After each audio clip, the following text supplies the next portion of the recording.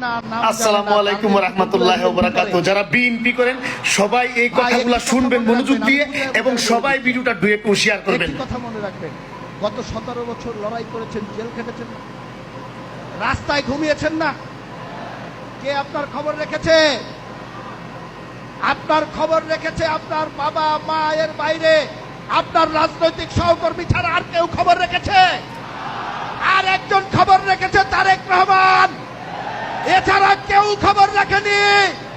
5 তারিখের পরে নতুন নতুন আপনাদের যারা বন্ধু হতে এসেছে, ওরা বন্ধু নয়, ওরা আপনাদের শত্রু।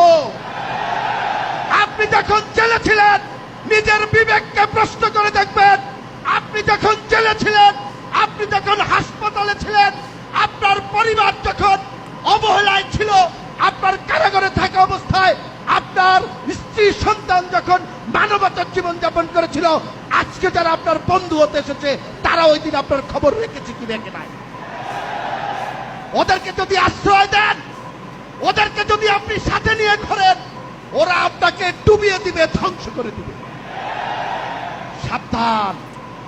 তারেক রহমানের বক্তব্য পরিষ্কার, এখানে কোন ধরনের যোগদান হবে না।